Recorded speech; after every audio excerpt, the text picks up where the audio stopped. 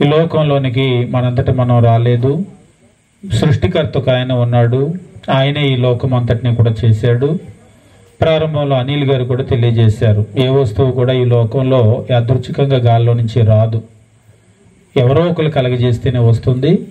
మనమందరం కూడా దేవుడు కలగజేస్తే ఈ లోకానికి వచ్చాము అనేటువంటి విషయాన్ని గమనించాం. మరి ఈ లోకంలో ఉన్నటువంటి మనమందరం కూడా దేవుడు కలగజేస్తే మనం వచ్చాము. అయితే వచ్చినటువంటి మనము ఎన్నో విషయాల మీద మనం దృష్టి పెడుతూ ఉంటాం. ముఖ్యంగా చిన్న బిడ్డలుగా ఉన్నప్పుడు చదువుకోవటము, స్కూల్ అని, ఆ తర్వాత కొంచెం వయసు పెద్దదైన తర్వాత ఉద్యోగం అని, పని అని, వ్యాపారం అని మనం గడుపుతూ ఉంటాం. ఇక తర్వాత పెళ్ళి అయిన తర్వాత పిల్లలు, కుటుంబ భారము మీద పడిపోతూ ఉంటుంది. అయితే ఇక ఈ లోపు మానవునికి ఆయుష్ అయిపోవటము, వృద్ధాప్యం రావటము, ముసలితనం వచ్చిన తర్వాత ఈ భూమి మీద వారి యొక్క జీవితాన్ని చాలించి వెళ్ళిపోవటం జరుగుతూ ఉంటుంది. ఇందులో దేవుని గురించి ఆలోచన చేయటానికి మానవునికి పెద్దగా టైం లేదు. ఒకప్పుడైతే మనిషి బాగా దేవుని గురించి ఆలోచన చేసేవాళ్ళు. ఇవాళ రేపు దేవుని గురించి ఆలోచన చేయటానికి సమయం లేదు. ఈరోజు మనం ఏం గమనించబోతున్నామంటే, దేవుని గురించి వెదికేటువంటి వాళ్ళు ఉన్నారా, నన్ను గురించి వెదికేటువంటి వాళ్ళు ఉన్నారా అని ఈరోజు మనము మన జీవితము దేని మీద మనం దృష్టి పెడుతున్నామో గాని, దేవుడైతే నన్ను గురించి ఎవరైనా వెతుకుతున్నారా అని ఆయన చూస్తూ ఉన్నాడు. దేవునికి మానవునికి ఉన్నటువంటి బంధాన్ని గురించి బైబిల్లో మాట్లాడుతూ క్రీస్తు ప్రభు కూడా ఆయన ఒక మంచి గొర్రెల కాపరిగా తాను చెప్పుకున్నాడు. అయితే ఆ గొర్రెలు ఎవరంటే, ఎప్పుడు కూడా కొంతమంది క్రీస్తు ప్రభుని ఆరాధించే వాళ్ళు ఇంట్లో క్రీస్తు ప్రభు గొర్రె పిల్ల ఎత్తుకున్నటువంటి ఒక బొమ్మను పెట్టుకుంటూ ఉంటారు. నేను అప్పుడప్పుడు చెప్తా, భూమి మీద ఉన్నప్పుడు నిజంగా క్రీస్తు ప్రభు ఎప్పుడు గొర్రెలు గాయల. ఆయన గొర్రెలు కాసే కుటుంబంలో పుట్టలేదు, వడ్లవాణి కుటుంబంలో పుట్టాడు. మరి నేను మంచి గొర్రెలు కాపరిని అన్నాడు, గొర్రెలు గాయలేదండి అన్నాడు ఒకసారి ఒక ఆయన. ఆయన భూమి మీద ఉన్నటువంటి ఆ గొర్రెల గురించి చెప్పట్లేదు, ఆత్మ సంబంధమైన గొర్రెలైన మనుషుల గురించి చెప్పాడు. నేను మంచి కాపరిని అంటే ఆయన మనల్ని కాస్తూ ఉన్నాడు. బైబిల్లో మనం గమనించేటప్పుడు లూకాసు సువార్త 19వ అధ్యాయము 10వ వచనము దేవుని వాక్యం ఈ రీతిగా తెలియజేస్తూ ఉంటుంది. లూకాసు సువార్త 19వ అధ్యాయం మనం గమనించేటప్పుడు 10వ వచనం గమనించినట్లయితే క్రీస్తు ప్రభు ఒక మాట చెప్తూ ఉంటాడు, నశించిన దానిని వెదకి రక్షించుటకు మనుష్య కుమారుడు వచ్చనని అతనితో చెప్పెను. అప్పుడప్పుడు కొందరు అడుగుతూ ఉంటారు, క్రీస్తు ప్రభు ఎందుకు భూమి మీదకి వచ్చాడు అని అడుగుతూ ఉంటారు. ఆయన భూమి మీదకి రావటానికి అనేక కారణాలు ఉన్నాయి. వాటిలో ఒక కారణం ఏమిటంటే ఇదిగో ఇక్కడ చెప్పింది. ఉదాహరణకి ఇందాక మేము వచ్చాం, లోపల కూర్చోబెట్టారు, మంచినీళ్ళు ఇచ్చారు.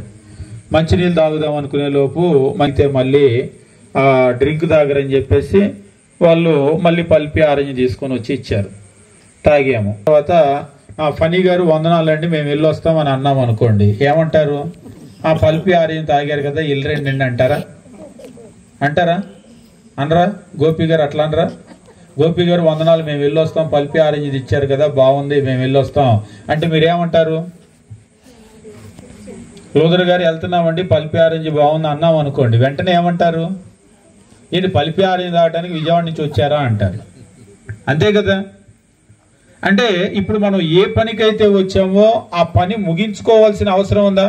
ఉదాహరణకి మీటింగ్ అయిపోయింది, మాకేదో భోజనం పెడితే భోజనం చేసి ఫనీ గారు వందనాలండి, గోపి గారు, లోదర్ గారు వందనాలని అందరికీ వందనాలు ఇల్లు వస్తామంటే అప్పుడు అడగరు ఏ పని మీద వచ్చారు, ఎందుకు వెళ్తున్నారని. ఎందుకంటే వచ్చిన పని అయింది కదా, వచ్చిన పని అయింది కాబట్టి వెళ్ళరండి అంటారు.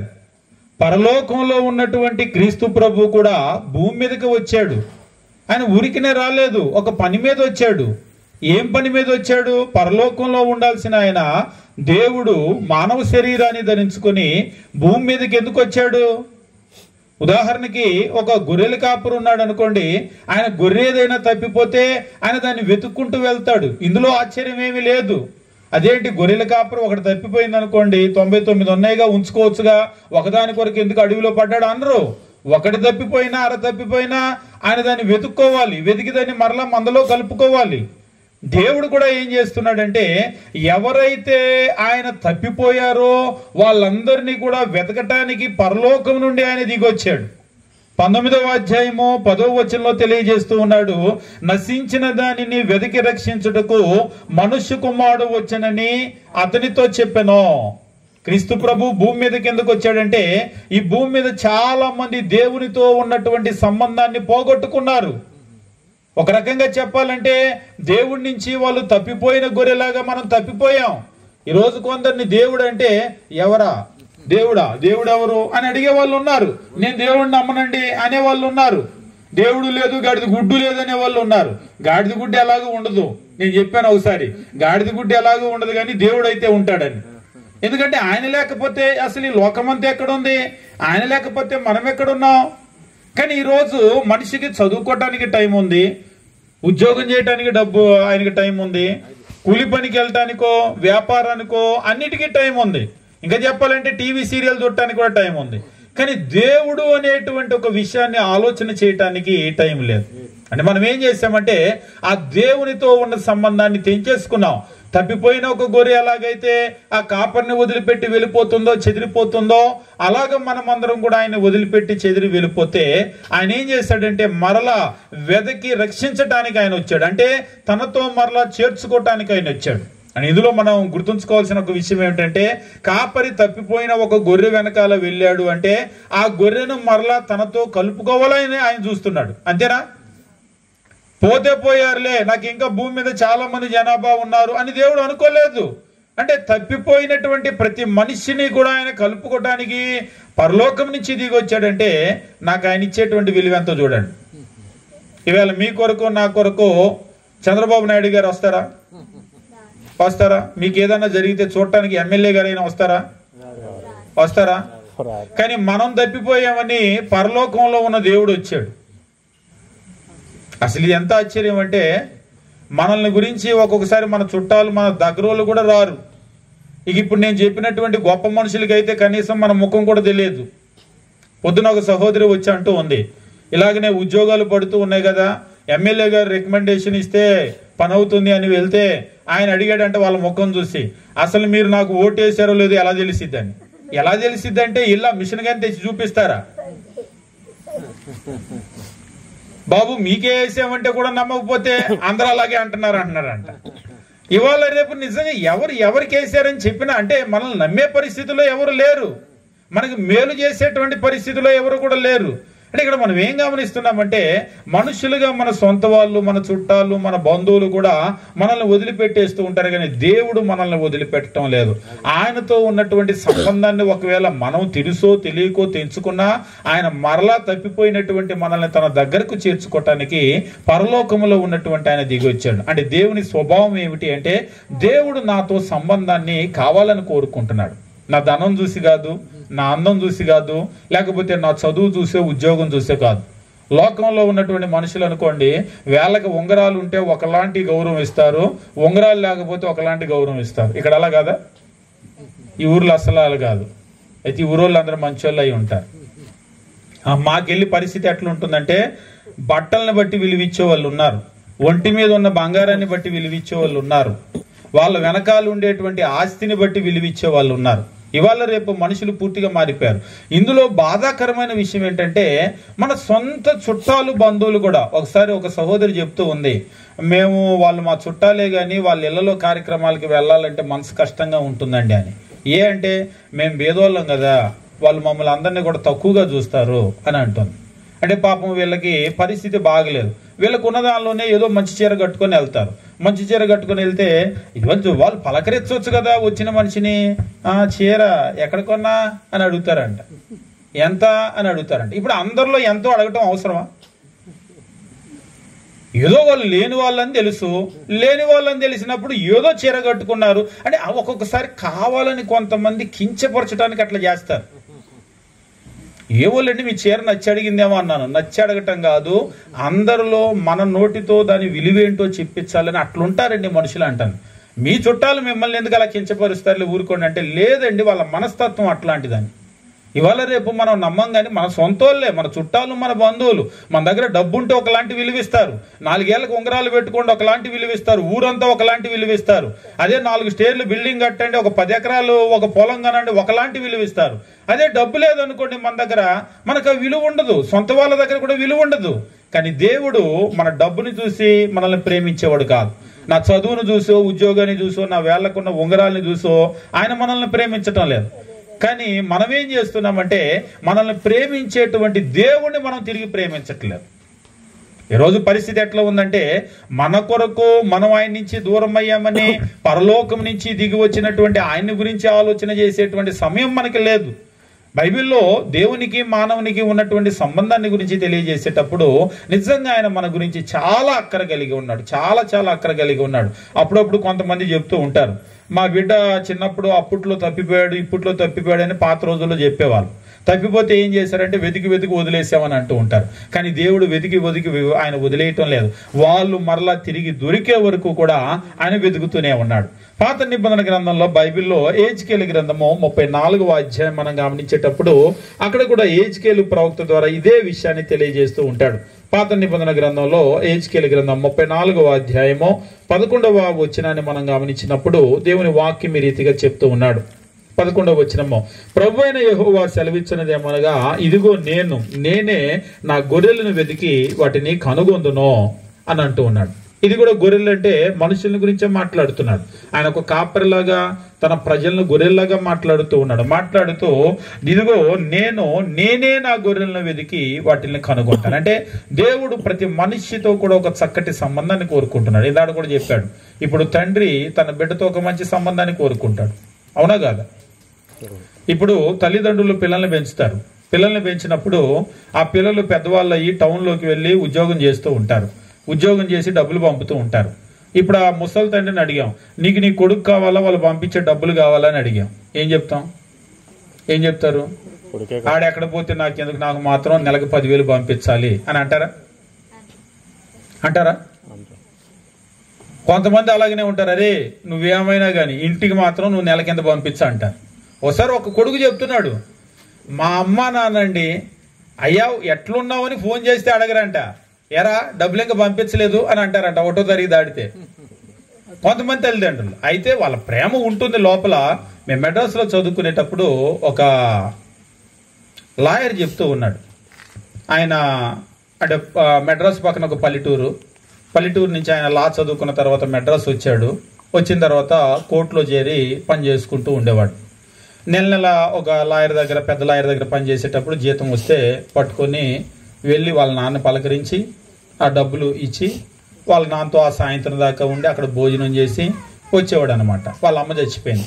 ఇక అన్నదమ్ములు వాళ్ళు లేరు, వేరే వేరే చోట్ల ఉంటూ ఉంటారు. ఈయన కొడుకు ఈ పెద్ద కొడుకు కోసం చూస్తూ ఉండేవాడు. ఆ తర్వాత లాయర్గా ఆయన బిజీ అయిపోయాడు. ఆ తర్వాత హైకోర్టు లాయర్ కూడా అయిపోయాడు. మాతో చెప్పేటప్పుడు లాయర్గా బిజీ అయిపోయిన తర్వాత ఇక ఆయన ఇంటికి వెళ్ళటానికి కూడా టైం కుదరక ఎంఓలో డబ్బు పంపించాడు. ఆ రోజుల్లో ఎంఓ ఉండేది, మనీ ఆర్డర్ ఉండేది. ఎంఓలో డబ్బు పంపించాడు. డబ్బు పంపిస్తే వాళ్ళ నాన్న ఎంఓ వద్దు రిటర్న్ పంపించేయమన్నాడంట పోస్ట్ మ్యాన్ తోటి. మళ్ళీ డబ్బు వెనక్కి వచ్చేసింది. ఆ రోజుల్లో ఫోన్లు లేవు కదా, మళ్ళీ డబ్బు వెనక్కి వచ్చేసిందంటే తీసుకోలేదు ఆయన, వద్దని వెనక్కి పంపించేసాడు. ఆయనకు అర్థమైంది, అసలు ఆయనకి బాగా ఏంటి, నేను ఇక్కడ ఎంత పనిలో ఉన్నాను, హడావుడిలో ఉన్నాను, తీసుకోవచ్చు కదా, నేను వచ్చి ఇస్తేనేనా అని ఇక మరలా ఒక రోజు సెలవు పెట్టుకొని డబ్బులు తీసుకొని వాళ్ళ నాన్నని అడిగేద్దామని చెప్పేసి ఆవేశంగా వెళ్ళి ఇక కాసేపు కూర్చున్న తర్వాత ఎట్లున్నావు ఏమున్నావు మాట్లాడిన తర్వాత, నాన్న నేను అక్కడి నుంచి మెడ్రాసులో నీ కొడుకు ఇప్పుడు లాయర్గా ఎంత బిజీనో తెలుసా, నేను ఎట్లున్నానో తెలుసా పరిస్థితి, ఈ డబ్బులు తీసుకుంటే అయిపోయేది కదా, ఈ డబ్బులు ఇవ్వటానికి నేను ఇక్కడ దాకా వచ్చాను అని అంటే ఆయన అన్నాడంట ఆ ముసలాయన మనసులో లేచి కూర్చున్నాయా, ఏదో దేవుడి దయ వల్ల నాకు కాలు చేయి ఉంది, నేను ఇప్పుడు కూలి పనికి వెళ్తే అంత కాకపోయినా ఎంతో కొంత సంపాదించుకోగలను, డబ్బులే కావాలనుకుంటే ఇప్పుడు కూడా నేను ఎంతో కొంత సంపాదించుకోగలను, మరి నీ అంత చెట్టు అంత కొడుకుని సంపాదించుకోలేను కదయ్యా, నాకు కావాల్సింది డబ్బులు కాదు, ఈ నెలంతా 1వ తారీఖు వస్తే నా కొడుకు వస్తాడు అని నేను నీ కొరకు చూస్తాను, డబ్బు కొరకు కాదు, డబ్బే కావాలంటే ముసలోడినైనా నా కాలు చేయి ఎంతో కొంత నేను సంపాదించుకోగలను, ఏదో నేను తినగలను, కానీ నెలంతా నేను చూసేది నీ కొరకు. ఆ డబ్బే కనుక నువ్వు దానిలో పంపిస్తానంటే నాకు పంపించాల్సిన అవసరం లేదు, వెళ్ళిపోమన్నాడు అంట అని ఆయన చెప్తున్నాడు. అప్పుడు దాకా ఆయన అనుకున్నాడు డబ్బు పంపిస్తే సరిపోయిద్ది అని అనుకున్నా, కానీ మా నాన్న డబ్బుని కాదు నన్ను చూసుకోవాలనుకున్నాడు. ఒకసారి ఇందాక సోదరులు చెప్పారు, కొడుకుల్ని అలా పట్టుకొని అలా తడిమి మురుసుకుంటూ ఉంటారు తల్లిదండ్రులు, కొడుకైతే కూతురైతే పెద్దోళ్ళు అయిన తర్వాత.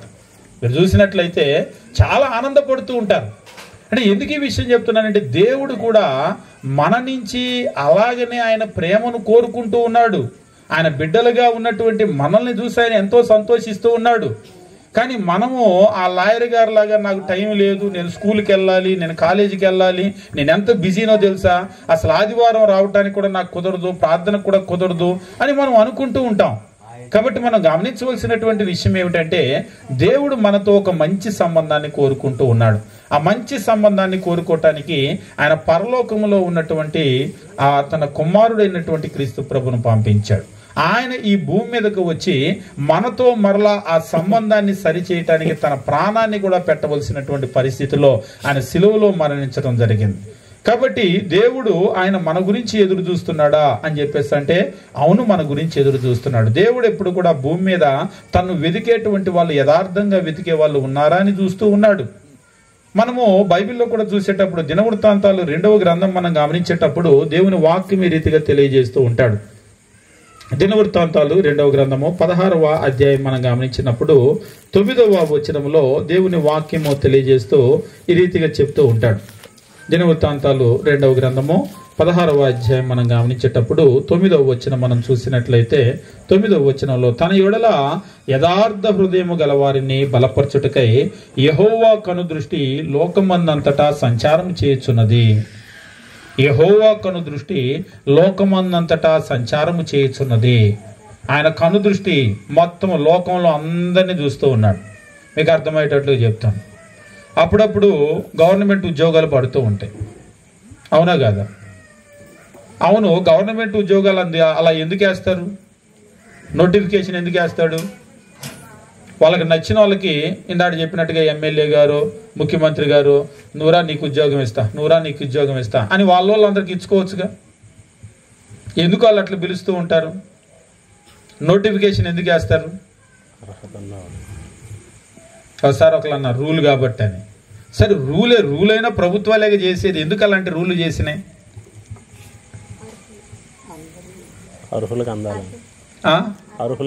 అర్హత కలిగినటువంటి వాళ్ళు ఎక్కడెక్కడ ఉన్నారో తెలియదు.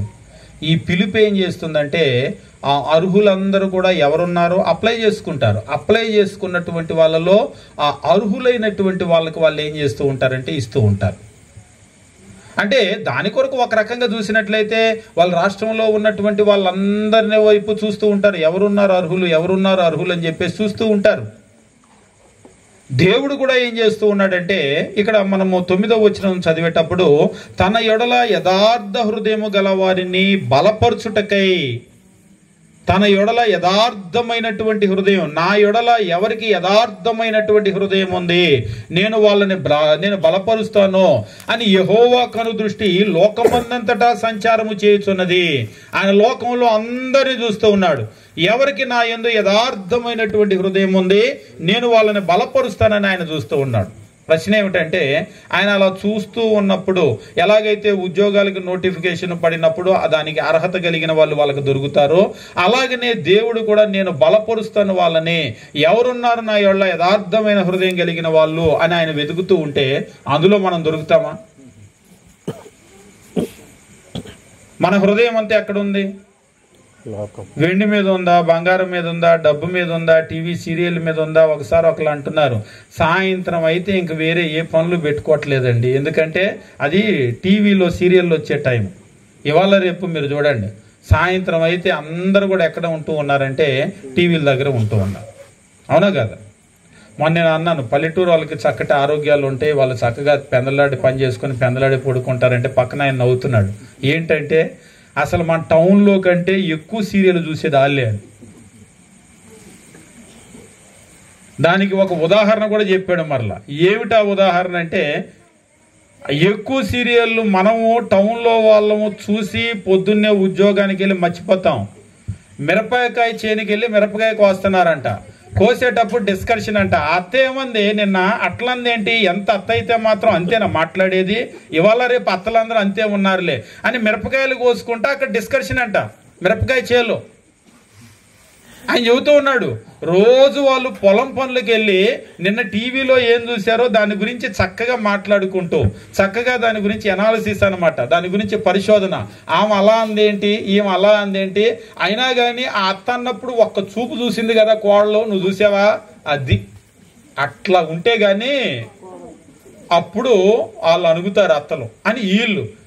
అంటే అంత చూపు చూసింది కూడా వాళ్ళు ఎంత బాగా గుర్తుపెట్టుకున్నారు. ఇవాళ రేపు నిజంగానే మనం అనుకుంటున్నాం కానీ దేవుని మాటలు గుర్తుపెట్టుకోవాలంటే అమ్మ పోయిన వారు ఏం చెప్పారమ్మా, పోయినసారి నేను వచ్చినప్పుడు అంటే మీరు వచ్చి ఎంతకాలం అయిందండి అంటారు. అదే చిన్నప్పుడు చూసిన సినిమా అడగండి అసలు గుర్తుండదా ఏంటి, ఎవరైనా అంటారా ఆ హీరోని పట్టుకొని, నేను చిన్నప్పుడు చూశాను 9వ తరగతిలో చూశాను అన్నాడు ఒకసారి ఒక ఆయన. ఇప్పుడు ఉద్యోగం చేస్తున్నాడు 9వ తరగతిలో చూశాడంటే అది అంటే గుర్తుందా లేదా. నువ్వు 9వ తరగతిలో ఏం వాక్యం విన్నావంటే 9వ తరగతిలోనా, అసలు పోయిన వారం ఏమి విన్నామంటే గుర్తుండదు, 9వ తరగతి సంగతులు గుర్తుంటాయా. అంటే ఏంటంటే మన హృదయం అనేటువంటిది లోకంలో చాలా కార్యాల మీద ఉంది, అవన్నీ మన మనసులో నిండిపోయి గుర్తున్నాయి మన హృదయంలో. కానీ దేవుని మీద మన హృదయం అట్లా లేదు. కానీ దేవుడు ఎవరి కొరకు ఎదురు చూస్తున్నాడంటే తన యొడల యథార్థమైన హృదయము గల వారిని బలపరచుటకు యెహోవా కను దృష్టి లోకమందంతటా సంచారము చేయుచున్నది. ఈ విషయమందు నీవు మతి తప్పి ప్రవర్తించితివి గనక ఇది మొదలుకొని నీకు యుద్ధాలే కలుగును అని చెప్పేసి అక్కడ రాజును చెప్పించాడు. నువ్వు ఆ దేవుని యందు యథార్థమైనటువంటి హృదయము కలిగి నువ్వు అలాగ లేవు, ఆయన ఎడలా ప్రవర్తించలేదు. ఈ విషయం ముందు నువ్వు మతి తప్పావు, మతి తప్పి నువ్వు ప్రవర్తించావు కాబట్టి ఇది మొదలుకొని నీకు యుద్ధాలే కలుగుతాయని అంటూ ఉన్నాడు. అంటే ఒక మనిషి నిజంగా దీవించబడాలి అంటే దేవుని యొక్క దీవెన కావాలి. దేవుడు ఎవరిని దీవిస్తాడు, మన బాటలో మనం వెళ్ళిపోయి మన పని మనం చేసుకొని అయ్యా నన్ను దీవించంటే కాదు. యథార్థమైనటువంటి ఆ యథార్థత అనేటువంటి ఆ పదం చెప్పాడు చూడండి, ఆ యథార్థత కావాలి. నిజంగా ఈ రోజు నేను దేవుని దగ్గరకు వచ్చేటప్పుడు యథార్థమైన హృదయంతో వస్తున్నానా, స్వార్థ హృదయంతో వస్తున్నానా?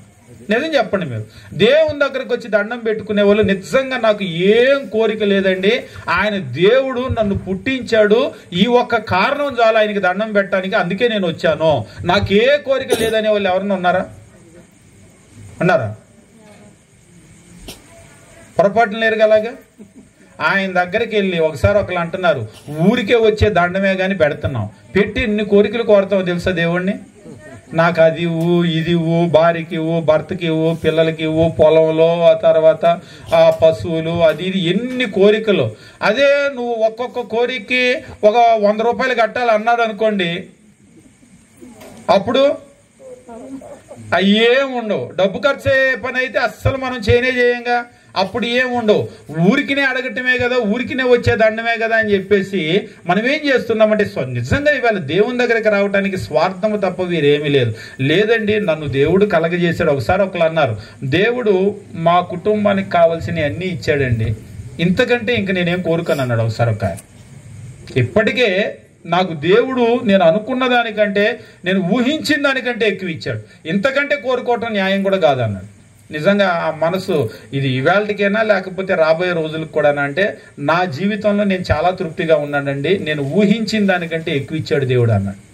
ఈరోజు నిజంగా మనల్ని కూడా చూడండి, ఊహించిన దానికంటే దేవుడు ఎక్కువ ఇచ్చాడు. ఒకప్పుడు ఒక 20-30 సంవత్సరాల క్రితం సంగతులు పెద్దవాళ్ళు చెప్తూ ఉంటారు. 20-30 సంవత్సరాల క్రితం ఇలాంటి ఇల్లు లేవు, ఇటువంటి బిల్డింగ్లు లేవు, బిల్డింగ్లు ఎక్కడో మిద్దెలు ఎక్కడో 1-2 ఊర్లకు ఉండేవి, అంతే తప్ప అందరికీ మట్టిలులే ఉండేవి. పైన కూడా ఆకులతోనే వేసుకునే వాళ్ళు కప్పంతా, అవన్నీ కూడా చెదపట్టి పాడైపోయి రాలుతూ ఉండేవి. నా చిన్నప్పుడు ఒక పెద్ద ఆయన చెప్పిన సంగతి ఇప్పటికి కూడా నాకు గుర్తు. ఆయన చెప్తూ ఉన్నాడు, నాన్న పొద్దున్నే పెరుగన్నం పెట్టుకొని ఇలా తెల్లటి అన్నం తింటూ ఉంటే తాటాకులు అంతా కూడా కుళ్ళిపోయి రాలిపోయి పెరుగన్నంలో పడిపోయి నల్లగా కనబడుతుందిరా అని. నా చిన్నప్పుడు ఇల్లు మా ఆవిడ కప్పించాలి ఆకు మారిపించాలంటే నాకు అదంతా గుర్తురాదు, కానీ పొద్దున్నే పెరుగన్నం తినేటప్పుడు గుర్తు వచ్చిద్దని అంటున్నాడు. తెల్లగా అన్నం పెట్టుకొని అలా తింటుంటే ఆకు అది రాలుతూ ఉండేదట. ఇవాళ అలాంటి ఆకులు ఎవరన్నా ఉంటున్నారు అలాంటి ఇంట్లో? గొడ్లుగానే వేస్తున్నారు, అసలు గొడ్లు కూడా రేకులే వేస్తున్నారు. ఇవాళ కొన్ని ఊరు వెళ్తే వరి గొడ్లకి రేకులు వేయటం కాదు, దోమతెరలు వేస్తున్నారు. ఒక ఊర్లో ఏసీ అయితే నేను చూడలేదు కానీ దోమతెర వేసి ఫ్యాన్లు పెడుతున్నారు. ఏంటంటే ఒకసారి ఆ దోమతెర వేస్తే అడిగాను, వాటికి దోమతెరలు వేస్తున్నారంటే, అమ్మో దోమల వల్ల చాలా నష్టం అయిపోతుందండి, వాటికి ఏదన్నా వచ్చిందంటే ₹1000 ఖర్చు అవుతుంది అంటున్నాడు. మనకు వచ్చినా కానీ 100లో అవుతుంది, కానీ బర్రిగొడ్లకి ఏదన్నా అయితే ₹1000 ఖర్చు అవుతుందండి అని అంటున్నాడు. నిజంగా ఈరోజు దేవుడు మనకు ఒకప్పుడు మట్టిళ్లలో ఉండే వాళ్ళమో అటువంటి పైకప్పులు ఉండేవి, అలాంటి ఇళ్లలో నుంచి ఈవేళ ఎలాంటి ఇంట్లోకి తీసుకొని వచ్చాడు. ఆ రోజుల్లో ఒక చుట్టిల్లు, ఒకటే గది, ఆ గదిలోనే వంట, ఆ గదిలోనే తింటాం, ఆ గదిలోనే పడుకోవటం, చుట్టాలు వచ్చినా బంధువులు వచ్చినా రెండో గది ఉండేది కాదు. ఈవేళ మనం ఒకప్పుడు నిజంగా మనుషులు మనంగా ఇటువంటి ఈ రోజు తిన్న తిండి ఆ రోజుల్లో తిన్నామో 30-40 ఏళ్ల క్రితం. ఈవేళ ఉన్న చికెన్ ఆ రోజు మనకు తెలుసా? ఈవేళ బిర్యానీలు అసలు ఆ రోజుల్లో అసలు ఎప్పుడైనా వినటం కానీ తినటం కానీ జరిగిందా? ఇంత తిండి తింటూ ఏమిచ్చాడు దేవుడు అంటే ఇంకేమనాలి? ఈవేళ తొడిగే ఈ బట్టలు ఉన్నాయి. అప్పుడప్పుడు నేను అనుకుంటూ ఉంటాను, చిన్నప్పుడు కూడా చిరిగిపోతే కుట్టుకొని సూర్యదారంతో వేసుకునే వాళ్ళు బట్టలు. ఈవేళ చిరిగిన బట్టలు ఎవరైనా తొడుగుతున్నారా? అంటే కావాలని చింపుకొని తొడుగుతున్నారు, కానీ కొంతమంది స్టైల్ ఎక్కువయ్యి నిజంగా చిరిగిపోయిన బట్టలు ఎవరైనా తొడుగుతున్నారా? నిజంగా దేవుడు ఈ రోజు మనకి ఎంత గొప్ప జీవితాన్ని ఇచ్చాడంటే మనం ఇంతకంటే ఇంకా కోరుకోవాల్సిన అవసరం లేదు. అయినా ఆయన ఇస్తూనే ఉన్నాడు, అంతటితో ఆగలేదు. ఈరోజు కార్లు అయితేనేమి, మేడలు అయితేనేమి, మిద్దెలు అయితేనేమి మనం కోరుకోకుండా దేవుడు ఎంతో దీవిస్తున్నాడు. ముఖ్యంగా మన భారతదేశం ఎంతో దీవించబడుతూ ఉంది. కానీ ఆ దేవునికి కృతజ్ఞతలు చెప్పేటువంటి యథార్థమైన మనస్సుతోటి, స్వార్థం లేకుండా ఆయన కృతజ్ఞతలు చెప్పేటువంటి మనస్సు ఈ రోజు మనకి లేదు. అయితే ఆయన ఎదుగుతూ ఉన్నాడు. అలాంటి యథార్థమైనటువంటి హృదయము తన యొడల ఎవరికైనా ఉందా అని వెదుగుతూ ఉన్నాడు. వాళ్ళని బలపరచటానికి, ఇంకా దీవించటానికి. ఆ యథార్థమైనటువంటి హృదయం కనుక ఉంటే దేవుడు వాళ్ళని ఇంకా దీవిస్తాడు. కానీ మనలో ఆ యథార్థమైన హృదయం లేదు, మనలో కూడా స్వార్థ హృదయమే ఉంది. ఆయన దగ్గరికి వస్తున్నామంటే ఏదో స్వార్థం ఉంటే తప్ప మనం రాము, ఏదో అడగటానికి తప్ప మనం రాము. అవసరం తీరిపోయిన తర్వాత బోడిమాలన్న అన్నట్టుగా మనం కూడా ఈరోజు చేస్తూ ఉన్నాం. కాబట్టి ఈరోజు దేవుడు ఎటువంటి వాళ్ళని వెతుకుతున్నాడంటే యథార్థమైనటువంటి హృదయం కలిగినటువంటి వాళ్ళు ఎవరైనా ఉన్నారా అని చెప్పేసి ఆయన వెతుకుతూ ఉన్నాడు. ప్రభు అయినటువంటి యేసు కూడా ఆయన భూమి మీద జీవించినటువంటి దినాల్లో ఇదే విషయాన్ని ఆయన తెలియజేస్తూ ఉంటాడు. యోహాను సువార్త 4వ అధ్యాయం మనం గమనించేటప్పుడు 23వ వచనం మనం చూసినట్లయితే దేవుని వాక్యం ఈ రీతిగా తెలియజేస్తూ ఉన్నాడు. యోహాను సువార్త 4వ అధ్యాయము 23వ వచనం ముగించేసుకుందాం, మనం సమయం అయిపోయింది. యోహాను సువార్త 4వ అధ్యాయము 23వ వచనంలో ప్రభు అయినటువంటి యేసు దగ్గర ఒక సమరయ స్త్రీ ఆరాధన గురించి మాట్లాడుతూ ఉన్నటువంటి సందర్భంలో ఆయన చెప్తూ ఉన్నాడు, అయితే యథార్థముగా ఆరాధించువారు ఆత్మతో సత్యముతో తండ్రిని ఆరాధించు కాలం వచ్చుచున్నది, అది ఇప్పుడు వచ్చే ఉన్నది. అయితే యథార్థముగా ఆరాధించేవారు ఆత్మతో దేవుణ్ణి ఆరాధించాలి, సత్యముతో దేవుణ్ణి ఆరాధించాలి. అలా ఆరాధించేటువంటి కాలం వచ్చుచున్నది, అది ఇప్పుడు వచ్చే ఉన్నది. ఆ తర్వాత ఒక మాట అంటున్నాడు, బాగా గమనించండి. తన్ను ఆరాధించువారు అట్టివారే కావాలని తండ్రి కోరుతున్నాడు. దేవుడు ఎటువంటి ఆరాధికులను కోరుకుంటున్నాడంటే తన్ను ఆరాధించేటువంటి వారు ఆత్మతో ఆరాధించాలి, సత్యముతో ఆరాధించాలి. ఈరోజు అసలు చాలా ప్రాముఖ్యమైనటువంటి ప్రశ్న ఏమిటంటే సత్యానికి ఉన్నటువంటి విలువ ఎంత? సత్యానికి మనం ఎంత విలువిస్తాం? మీరు ఎక్కడికైనా కొట్టుకెళ్ళారు, 500 రూపాయల నోటు ఇచ్చారు, 100 రూపాయలు ఖర్చు పెట్టారు అనుకోండి, 400 రూపాయలు తిరిగి వస్తాయా? 300 రూపాయలు తిరిగి వస్తాయా? బాగా ఆలోచన చేసి చెప్పండి. మరలా చెప్తున్నాను, 500 రూపాయలు తీసుకుని కొట్టుకెళ్ళారు, 100 రూపాయలు అక్కడ ఏదో కొన్నారు, మీకు ఎంత తిరిగి వస్తాయి? 400 వస్తాయా? 300 వస్తాయా? ఏ ఊరు మీది? మీకు 300 వస్తాయా అని అన్నాడు.